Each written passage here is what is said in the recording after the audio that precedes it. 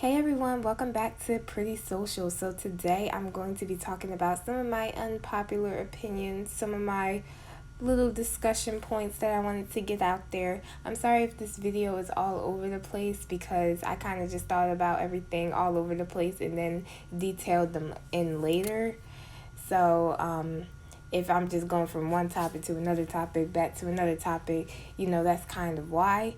And I also wanted to get out there that I did lose my intro video. I don't know where it's at, so we're just going to hop right into the video. So, my first unpopular opinion is if a guy only has pictures with a hat on, it's a red flag. And I'm not saying red flag isn't like he's toxic or you shouldn't date him or anything. I'm just saying that people look differently depending on if they got a hat on or not. And if he has a hat on in every picture, I want to see what you look like without a hat on. I'm sorry, sir, but I want to see what you look like without a hat on, okay? All right. Ice Spice is a good artist. She's playing on the fact that she's cute, pretty, young, and she's not necessarily the best lyricist in the world, but she's rapping on the New York drill beat. That is always a vibe. It's fun, it's party vibes, and people are going to listen to her. And I feel like once her album comes out, a lot of people will see her talent and be like, whoa, she actually do have bars and she actually is a good artist. It's just that debut song was something for virality and not necessarily her best work. And I wanted to show you guys her freestyle because I thought it was really good. You a stranger, I feel like to change. I'm different, I don't feel the same. I'm a smoochie like you cannot change me. Turn the topic like you cannot blame me. Going up so I feel like they hate me. Oh, she gangsta but she cannot face me. Hit a chatter but I'm never switching. It don't matter, I know my shit different. In the end that I know that I'm good. Understand that I'm misunderstood. And the plan to get bro out the hood. I be feeling a dump on a bitch. And I know that she bumping my shit. In the comments they eating my dick. Remember they didn't believe in a bitch.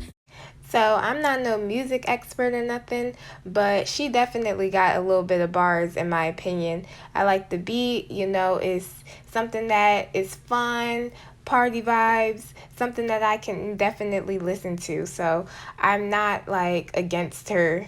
And I feel like when she comes out with an album, a lot of people are going to be like, oh my gosh, I like her music, or it sounds the same.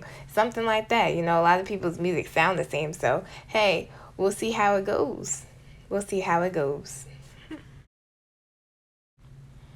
So, my next unpopular opinion is that I commend Glorilla for not changing her body or doing what people wanted her to do online, like get a BBL and change the way her face is or whatever people were saying online. Now, I am aware that she did get veneers in her teeth, and there's nothing wrong with that. So, like, I'm not against plastic surgery and I'm not with plastic surgery. I'm kind of neutral with it. I feel like your body, your choice.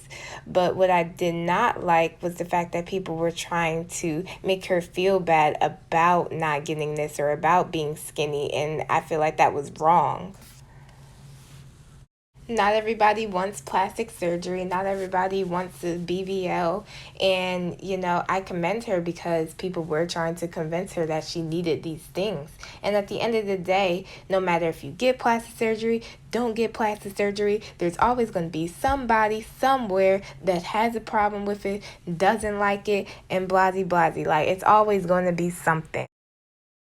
I don't like talking to y'all because y'all always trying to find something. Y'all always trying to find something, very much something. Y'all always trying to find something to talk about. Yeah, so I commend Glorilla for not being a victim to peer pressure and whatever, because at the end of the day, somebody's going to like the BBL, somebody's not going to like the BBL. Either way, it doesn't matter. Like, you do whatever makes you happy and whatever makes you feel confident and whatever makes you feel good about yourself. Because at the end of the day, these people aren't in your shoes. They don't know what you're going through. They don't know who you are as a person personally. They just know what your persona is on social media. And for them to think that all female rappers need a BBL, that just goes to show how the culture is nowadays. And it just needs to be debunked. There is nothing wrong with helping people that you care about. If you feel like you have to throw everything in someone's face because they didn't meet your expectations or you wanted something that they couldn't offer you, then maybe you weren't as genuine as you thought you were. Maybe you didn't really want to help them deep down. You just thought that one day they could return the favor back to you. So that goes to show that if you don't want to help somebody, you have the power to say no. You do not have to help everybody that you see or come across, anything like that. Because if you feel the need that you have to sit there and throw it right back in their face the minute something happens, then you didn't do it for the right reasons. And if they do something wrong that you didn't like or whatever, just wash your hands of the situation. But don't throw anything that you ever did for somebody in their face, because it looks salty, it looks wrong, and it looks like you really didn't care about what they were going through. You just helped them because you wanted to help yourself at the end of the day. All right, next thing. Okay, so my next unpopular opinion is that self-help and motivational speakers don't help you if you don't know what your goals are or don't have the right mindset. So what I mean by that is that if you don't know what you want to do with your life, if you don't know what goals you're setting, what businesses you want, or anything like that, self-help is not going to help you. It's actually going to depress you. And I know because I got addicted to self-help when I was 18 years old, and I just developed so much anxiety from it because I really didn't know. I really didn't know anything about what I wanted to do in college, what I wanted to do in my future. So it was kind of just like giving me like, okay, if I don't invest in this right now, I'm going to literally grow up and be poor for the rest of my life kind of thing. So I just want to show you guys a video about this because they really bring to light about the business side of self-help and why, we shouldn't consume as much as we think we should. So I'm going to show you guys the video and link it down below, okay? So I'm going to show you guys that now. Here's something you might not know. The self-help industry is estimated to be worth $13.6 billion by 2022 with 5.6% average yearly gains. To put it lightly, people are making bank off of self-development. The selling of books, seminars, online programs, podcasts, blogs, coaching, live speaking events are some of the main mediums used. So why does this matter? I remember being obsessed with certain gurus when I started getting into this. I happily would take out my wallet and spend money on their books, their products, and continue consuming their content with a smile on my face and that all too familiar feeling of artificial motivation. The thing is, I never questioned their motives. I saw the self-development world as a secret community that I was a part of, a community of other individuals looking to better themselves. Sure, these gurus were making money, but they were providing so much value in return. They were trying to make my life better, right? Pause. This type of naive thinking becomes problematic when you're dealing with an industry that is worth billions. You are more profitable to the self-help industry unhappy and discontent than you are happy and fulfilled. Remember when we talked about how you have to come from a place of being dissatisfied with yourself in order to want to improve your life? Well, the business of self-help knows that. In fact, they rely on that feeling of inadequacy to pull you in. Oh, and they're very aware of how addicting self-help can be. A combination of you feeling inadequate and you getting a small high every time you consume self-help content turns you into an avid consumer of their products. And make no mistake, many of these gurus will continue to make product. After all, it's their own self-help addicted core fan base that are urging them to produce more and more products. And then you fall into the trap of looking for the next big thing, a trap that further adds to your consuming instincts. You think to yourself that you just need one more thing before you find the secret, before everything changes. The next big secret to losing weight, the next best business model to land yourself in the world of financial freedom, the new hidden secret to unlocking your charismatic self, the one meditation trick that will unlock your third eye, and so on and so on and so on. And as you continue consuming, thinking to yourself, this time things are going to be different, your wallet continues to dry up and you never truly find yourself progressing or improving yourself. No, all you've done is made yourself a consumer of the self-help industry. So here's your next warning. The self-help industry is a huge business, and it is reliant on you not being content for you to continue consuming the goods and services that it produces. Be careful. Question your favorite gurus. Question the real value of the books and the courses and the seminars that you attend. Ask yourself, do I really need to be told to write down my goal 7 different times in 7 different books from 7 different gurus? Ask yourself, have I consumed more from this industry than I have actually put into action?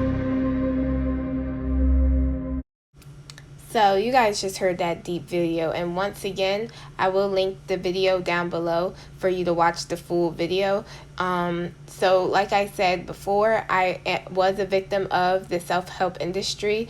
I did consume a lot of self-help content. I was part of a pyramid scheme. That will be a conversation for another day about how I got into that. But ultimately, you start to feel so like bad about yourself after a while. Like, why isn't this drop shipping business working? Why am I not trading the way that people are telling me, and people are telling me to watch this motivational speaker, it'll get you going, watch this, watch that. But each time I watch this kind of content, I feel good afterwards, but am I really doing the steps that I need to do to be successful? And that was kind of where I fell short. Like, I was watching the content, but was I executing stuff like in my real life? I couldn't tell you. I don't think I was. And being 18 years old, I'm not knowing what I want to do with my life, where I want to take this. I'm just doing whatever I see on Instagram. So that was another thing. So this is not to go to say that you can't use self-help, because it can be beneficial to people and it probably does help people. But when you become a consumer of the content and you're constantly spending your bread on seminars, group me's, and whatever else they try to sell you, because they're going to try to sell you stuff, that's when you have to back up and say, hey, I don't need you to tell me 50 times to respect my elders or to read a book every once in a while. I don't need you to say that to me 10 times a day. That's over consuming and becoming the consumer of the content, and they know their audience. So just be mindful of that. So with that being said, I'm going to get into my last unpopular opinion.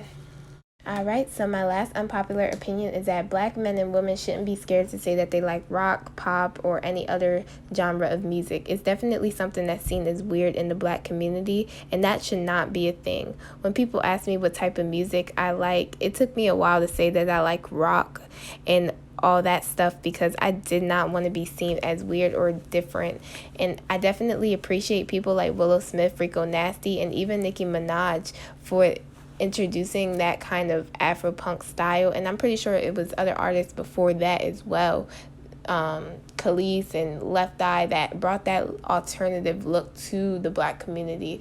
And I also want to show you guys a video of these TikTokers. They call it like studio TikTok. They went viral for that, and they're sisters and they dress more alternative, and I just wanted to show you guys that to end the video off. But yeah, I don't think that we should be seen as weird for liking rock or any other type of genre of music that isn't like predominantly black. Okay, so I'm gonna show you guys that video now. Black people don't feel comfortable to dress like this or to be like this or to be like this out loud, because they feel like they're gonna get judged by all of the communities. I'm Brianna. I'm Brittany. I'm Glorilla. I'm Bria. I'm Brigette. And I'm Shamari. And we're the Hyben Sisters. We started the rock studio challenge trend. Like nobody was doing. I don't know if anyone was doing it or not, but we definitely brought it to life. Okay, y'all, we've reached the end of the video. I appreciate you guys for watching. If you liked what I had to say, if you didn't like what I had to say, please let me know down below. It's my unpopular opinion, so you know, you can share yours. I don't care. Let me know down below, okay? Like, comment, and subscribe to the channel, and I'll see you guys in the next one.